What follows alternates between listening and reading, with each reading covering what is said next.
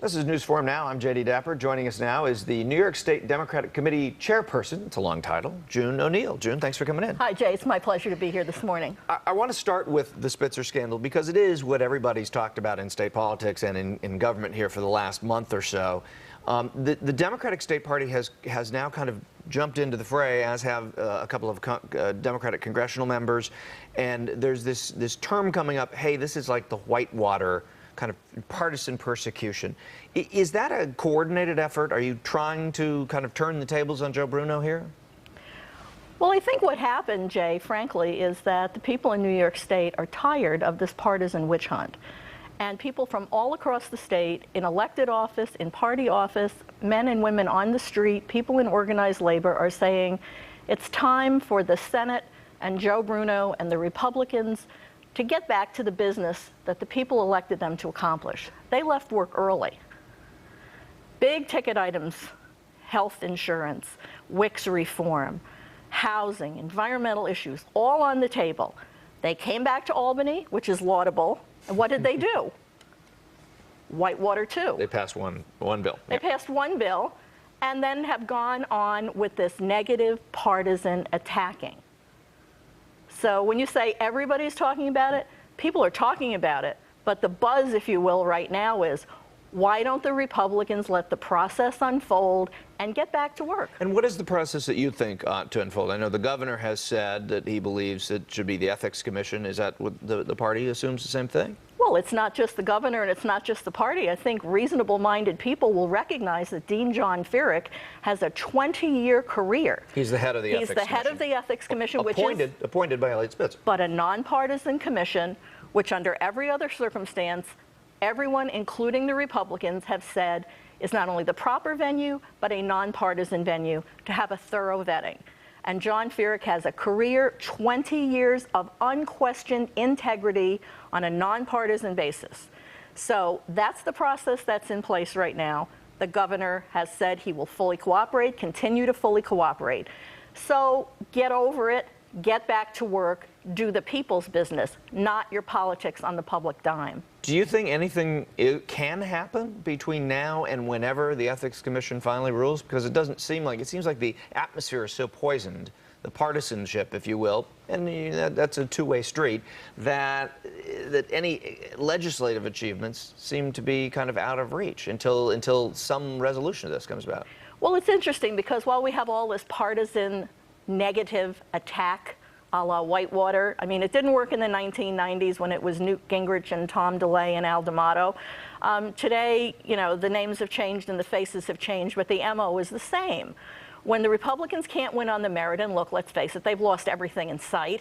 The prospects on 08, which we're going to talk about in a little bit, are not looking real good for the Republicans right now. So when that happens, when they have nothing to say, when they don't have the right candidates, when they don't have the right message, they reach back into the same old bag of dirty tricks and pull out the same old saw. And as they say in the South, you know what? That dog won't hunt.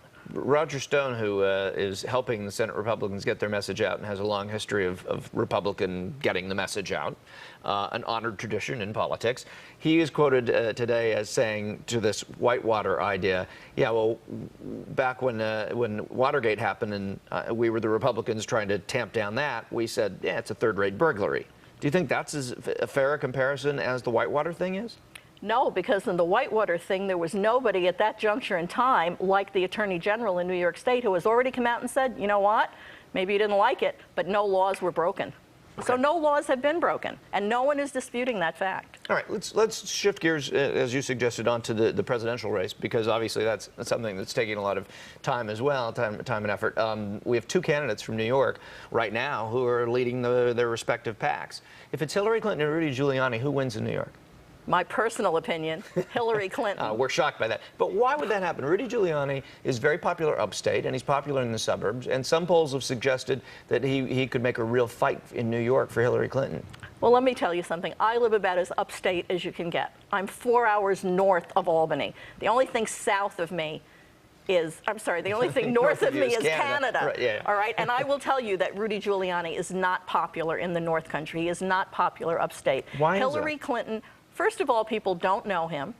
I don't need to remind you, as a New York City person yourself, that before 9/11, Rudy Giuliani was not the poster child for popularity in New York City. Yeah, his ratings were down. That's true. Right. And he hasn't done anything, in my opinion, to raise his profile or to show that he even cares about anything north of New York City. Hillary Clinton, on the other hand, has been there. She came as First Lady. She did her listening tour. She actually, through working with her office, saved the life of a young man who lives in my county. One of the things about Hillary Clinton that they talk about, her campaign talks about, and says, if you want to see how we're going to win in America and in the places where we're not popular, take a look at what we did in New York in 2000. Do you think that's a fair comparison, where she went upstate and she won people over through being there, I guess, that many people would have thought would never happen? They called her a carpetbagger the first trip through, the last trip through they voted for her? I think that it's a very fair comparison. Now, again, I'm speaking as an individual who is supporting Hillary. The party has not yet endorsed, so I just want to make that clear to people. However, I think it's very clear, because as I travel around the country and I talk to people in other states, they're like, well, we weren't really too sure about Hillary, but once we met her, once we heard her, once we saw her, once we listened to the message, she won over hardline, rock-rib people who I dare say may never have voted for a Democratic candidate before. The people who called her a carpetbagger the first time were doing TV commercials for her the second time, and I think as she moves around the country, that's going to translate. It's going to play in Peoria, as they say. Do you think there'll be a battle in New York if it's Hillary versus Rudy, real quick? Or I think that there'll be a battle in New York, because Hillary is a smart enough politician to not take anything for granted, including her home state. She'll have to spend money here, do you think? I mean, Of course, that's the name of the game. Yeah, even in New York. All right. Especially in New York. All right, June O'Neill, thanks for coming in, the chair of the State Democratic Party, and the new chair in the last 6 months, right? 6, 8 months? 8 months. 8 months. Just seems longer. Welcome.